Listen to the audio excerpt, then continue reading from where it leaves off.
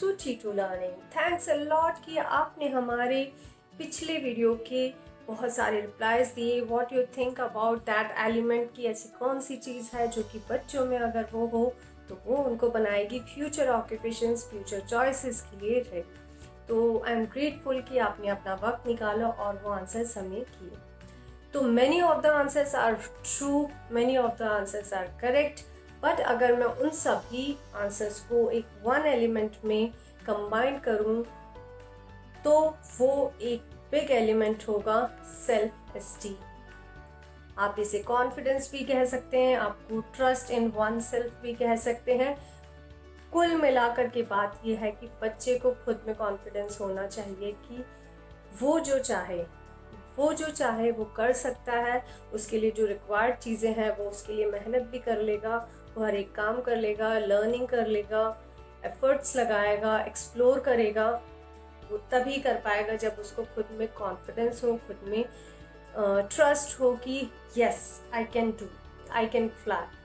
तो वो self esteem, वो कॉन्फिडेंस हम कैसे डेवलप कर सकते हैं, उसके लिए 3 step method we will use. सबसे पहला स्टेप है change in parents. I know parents को बिलीव होता है कि हम क्यों चेंज लाएं, अब ये हमारी उम्र तो नहीं है सीखने की, खुद को इम्प्रूव करने की, बच्चे को डेवलप करना है। Sorry, you have to do some changes in yourself. तो चेंजेस हैं जो पेरेंट्स को भी करने पड़ेंगे। तो first change is that every person is different, every human being is different। जब हम कहते हैं कि हर एक इंसान के फिंगरप्रिंट डिफरेंट होते हैं तो how we can expect two person to be same। why I am saying, ये बात मैं क्यों कह रही हूँ, क्योंकि अक्सर पेरेंट्स कंपेयर करते हैं अपने बच्चे को दूसरे बच्चे के साथ। देखो बेटा, उसने ये कितने अच्छे से किया, आप नहीं कर रहे हो।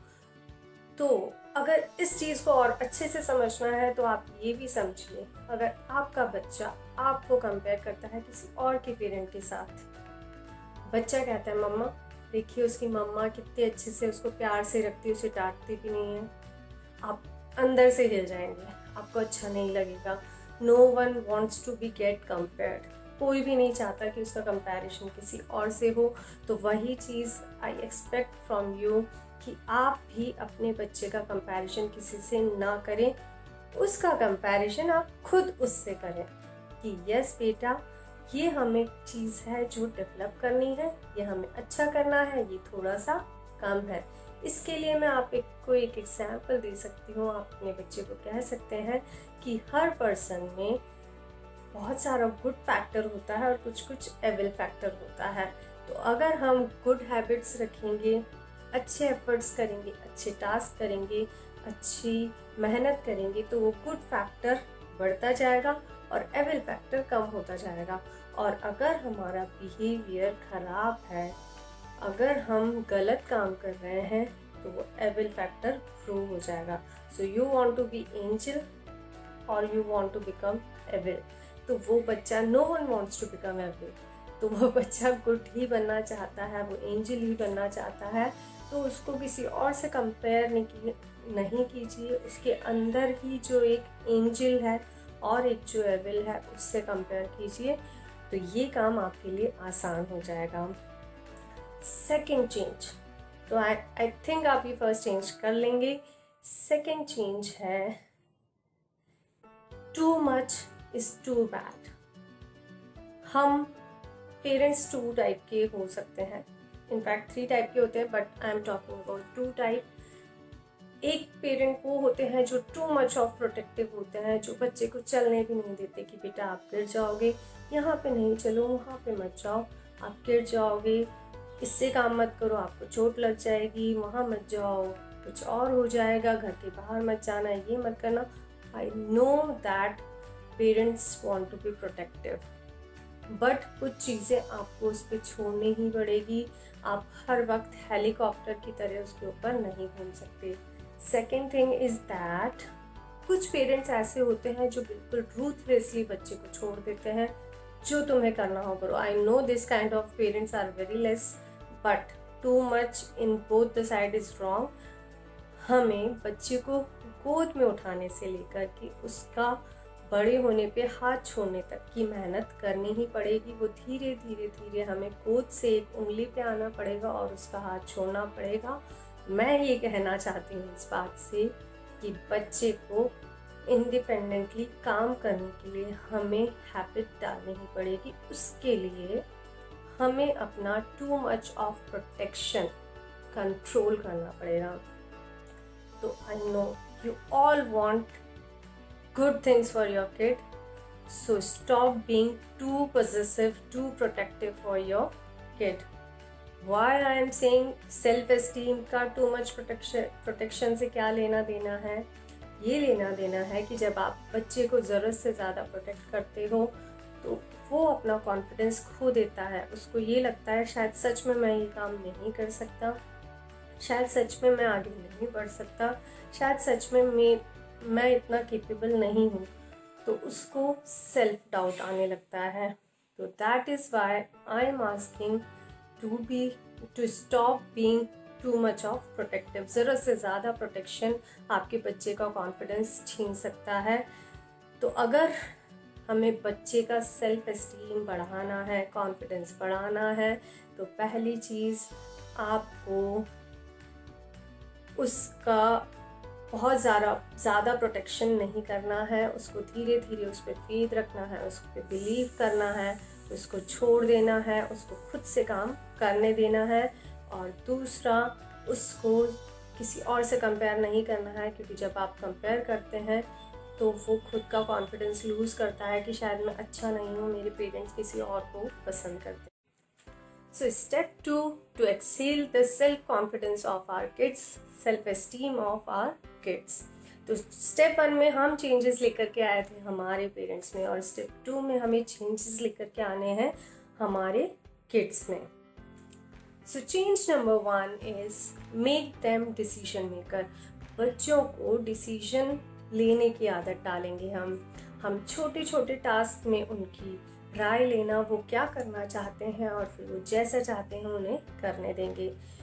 और साथ ही जब भी वो कोई थोड़ा सा बड़ा टास्क कर रहे हैं जिसमें थोड़ा सा कुछ उनमें उनको मुश्किल आ सकती है, तो पहले ज़रूरी है उनको समझाना उसके प्रॉस एंड कॉन्स, यानी कि क्या अच्छा हो सकता है अगर वो कर लेते हैं, और अगर वो ढंग से नहीं करते हैं तो उन्हें क्या क्या दिक्कतें आ सकती है या क्या परेशानी है जो उनको आ जाएगी।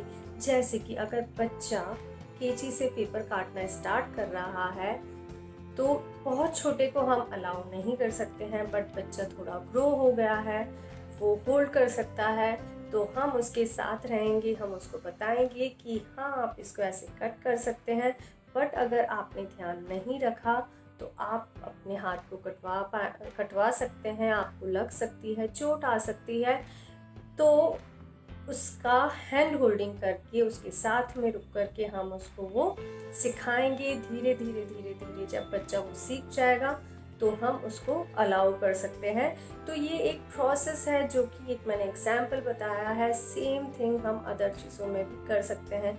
जिस तरीके से बच्चे को साइकिल चलाना सिखाई जाती है, तो बच्चा साइकिल चला रहा है, दैट्स अ गुड स्पोर्ट। तो शुरुआत में हम उसे फ्री नहीं छोड़ देते कि जाओ आप साइकिल चलाओ, बट हम उसके साथ ग्रेजुअली साथ में रहते हैं कि ऐसे चलाओ, वैसे चलाओ, आप गिर सकते हो, बैलेंस करो।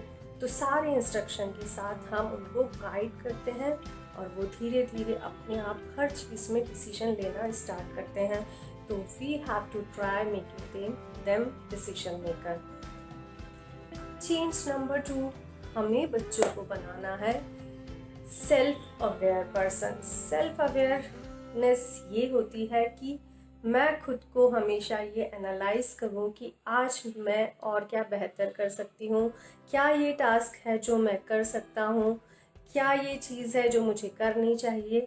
तो अपनी कैपेबिलिटीज़ को एनालाइज करना, बच्चा अगर बॉल से खेल रहा है, कितनी स्पीड पे जाना है, कैसा करना है, कैसे ग्रो होना है, रनिंग कर रहा है तो वो किस स्पीड पे जा सकता है, खुद को कितना और इम्प्रूव कर सकता है, ये सेल्फ एनालिसिस बच्चे को खुद को भी आना चाहिए। तो हर दिन वो खुद को इम्प्रूव कर सके, उसके लिए वो कोशिश करे और खुद को ये समझे कि क्या मैं ये इम्प्रूव कर सकता हूँ। ये बात मैं क्यों कह रही हूँ, ये सेल्फ एस्टीम से कैसे जुड़ी हुई है। सेल्फ एस्टीम या फिर वो जो फ्यूचर रेडी होना है बच्चे को, तो कोई भी नई चीज़ आए लाइफ में, उसकी कोई भी नई चीज़ आए, कोई भी नया टास्क करना हो, तो वो हमेशा उस एनालिसिस के साथ रेडी रहेगा कि हाँ ये चीज़ है जो मैं कर सकता हूँ। इस टास्क को करने के लिए मुझे कुछ एफर्ट लेने पड़ेंगे या कुछ और मेहनत करनी पड़ेगी। तो ये जो सेल्फ एनालिसिस है वो खुद को हमेशा एनालाइज कर रहा है कि मैं क्या कर सकता हूँ, क्या नहीं कर सकता हूँ, और जो कर सकता हूँ उसके लिए मुझे और क्या एफर्ट्स लेने होंगे। तो self awareness improves the self esteem of any person. Change number 3 है कि हमें बच्चों को ये बताना ज़रूरी है कि नॉलेज की इम्पोर्टेंस क्या है। ज़्यादातर बच्चों को ये नहीं पता होता है कि वो स्कूल क्यों जा रहे हैं, क्यों पढ़ाई कर रहे हैं। उनके लिए बस स्कूल सार की हमारे मम्मा पापा हमें स्कूल भेजते हैं इसलिए हम पढ़ते हैं। No, knowledge is the biggest tool जिसके साथ हम कुछ भी कर सकते हैं। हम खुद को कहीं तक भी ले जा सकते हैं, जो लाइफ में हम चाहते हैं वो कर सकते हैं अगर नॉलेज हमें है किसी भी चीज़ की, या फिर लर्निंग एटीट्यूड है।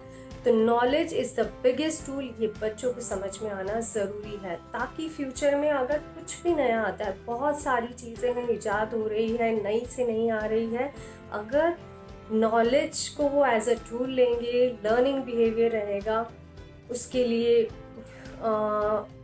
पेशेंस रहेगा कि हाँ हम पढ़ सकते हैं, तो वो उसके लिए भी रेडी रहेंगे। सो knowledge is the biggest tool, make them ready for this one.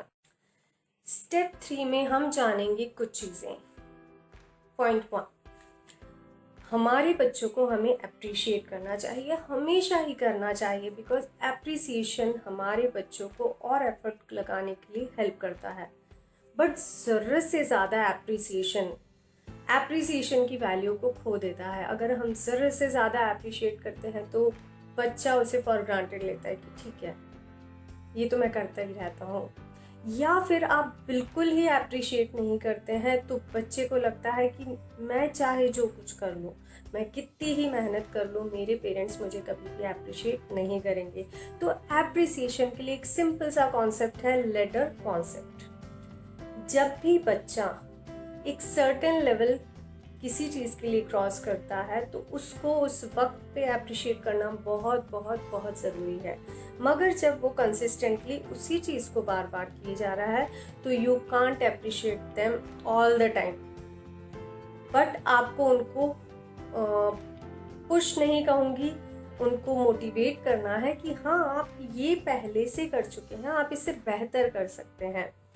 Ladder concept को आप इस एग्जाम्पल से बहुत अच्छे से समझ सकते हैं कि जब बच्चा पहली पलटी मारता है तो आप उससे बहुत अप्रिशिएट करते हैं, खुश होते हैं कि हाँ बच्चा लेटने के बाद अब पलटी लगाने लग गया है, यानी कि वो लेडर की पहली स्टेप जो है उसने वो क्रॉस कर दी। अब वो हर दिन जब पलटी ले रहा है आप उसे बार बार अप्रिशिएट नहीं करते। जब बच्चा क्रॉल करने लग जाता है तो आप उसको अप्रिशिएट करते हैं, यस क्रॉल करो। जब वो पहला कदम उठाता है, जब वो चलने लगता है तो उस पहले कदम पे और उस पहली वॉक के लिए आप उसे बहुत अप्रिशिएट करते हैं। बट जब चलना एक प्रोसेस बन जाता है तो we do not appreciate them every day. तो यही चीज़ लाइफ में आगे भी काम आती है कि जब भी कोई एक नया लेवल क्रॉस हुआ है तब उसका अप्रिसिएशन होना चाहिए और उसको मोटिवेट करना चाहिए कि yes you can do more, और आप इससे भी बेहतर कर सकते हैं। बट ज़रूरत से ज़्यादा एप्रिसिएशन की वैल्यू को खो देगा और ज़रूरत से कम एप्रिसिएशन बच्चे को डीमोटिवेट कर देगा कि जब मैं चाहे जितना कुछ कर लूँ मेरे पेरेंट्स मुझे अप्रिशिएट नहीं करेंगे। तो do the right kind of appreciation. अब सेकंड थिंग जो हमें समझने की ज़रूरत है वो ये है कि अलाउ किड टू फेल।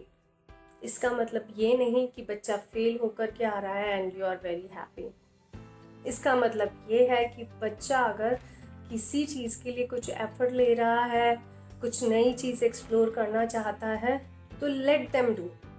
चाहे वो उसको अच्छे से कंप्लीट ना कर पाए, बट लेट देम ट्राई, उन्हें ट्राई करने दीजिए।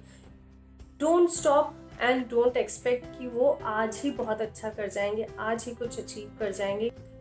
तो इतने सारे पॉइंट्स के साथ, इतने सारे पॉइंट नहीं कहूँगी, 2 पॉइंट्स है पेरेंट्स के लिए चेंज है कि yes everyone is different, don't compare kids, क्योंकि उनका सेल्फ एस्टीम गिर जाता है, ख़त्म हो जाता है। Second point is that too much is too negative, ज़रूरत से ज़्यादा प्रोटेक्ट करेंगे तो बच्चा खुद पे कॉन्फिडेंस ही नहीं ला पाएगा, और आप उसे रोकेंगे तो वो खुद पे वो ट्रस्ट नहीं ला पाएगा कि हाँ मैं कुछ कर सकता हूँ। सेकेंड चेंज है बच्चों में कि यस उन्हें डिसीजन मेकर बनना बहुत ज़रूरी है। छोटी छोटी चीज़ों से शुरुआत करें और बड़ी चीज़ों पे आए। Then second thing is that उनको खुद में सेल्फ अवेयरनेस होना बहुत ज़रूरी है कि वो क्या कर सकते हैं और किस चीज़ के लिए अब उन्हें ट्राई करना चाहिए। वो सेल्फ अवेयरनेस हमेशा उनमें कंसिस्टेंट चलती रहनी चाहिए। Third thing is that knowledge is the biggest tool, make them understand the value of knowledge. पढ़ाई केवल मार्क्स लेने के लिए नहीं है, बल्कि वो जो नॉलेज यहाँ पे जा रही है और जो हमें फ्यूचर में काम आएगी, उनको फ्यूचर में काम आएगी, उनको ग्रो करने के काम आएगी और उनकी सेल्फ एस्टीम को बढ़ाने के काम आएगी। उस नॉलेज की वैल्यू और उसकी इम्पॉर्टेंस उन्हें बहुत ज़रूरी हो, बहुत अच्छे से पता होना चाहिए। उसके अलावा हमने आज ये जाना कि एप्रिसिएशन किस तरह से होना चाहिए। लेडर कॉन्सेप्ट के थ्रू मैंने आपको बताया कि what can be the right way of appreciation का सही तरीका अब आपको पता हो गया है। साथ ही allow your kid to fail, I am not saying कि let them fail, let them try. उसके अलावा इस पूरी चीज़ का सार ये है, इतनी सारी चीज़ों का सार ये है कि उनके सबकॉन्शियस माइंड में, उनके मेन ब्रेन के साथ साथ सबकॉन्शियस माइंड में ये सीडिंग होनी चाहिए कि yes they can fly, they can do what they want with the right technique, with the right method and with the right process. और उसके लिए आपकी बॉन्डिंग, आपकी हेल्प, आपका सपोर्ट बहुत ज़्यादा ज़रूरी है। और बच्चों में चेंजेस, ये चीज़ बहुत ज़रूरी है ध्यान रखना कि बच्चों में चेंजेस एक दिन में नहीं आता है, it takes time. So be patient. I know with all these things आप अपने बच्चे के सेल्फ एस्टीम को ग्रो करने में आगे बढ़ पाएंगे, उसकी सेल्फ एस्टीम को, उसकी कॉन्फिडेंस को ग्रो करने में आप बहुत हद तक उसकी मदद कर पाएंगे। तो अगली पेरेंटिंग टिप के साथ मैं फिर से आऊँगी, और अगर आप चाहते हैं किसी स्पेसिफिक चीज़ में हेल्प तो आप मुझे कमेंट कीजिए, मुझे बताइए कि किस चीज़ में आपको हेल्प चाहिए। और अगले वीडियो में हम फिर से मिलेंगे, तब तक के लिए बाय बाय।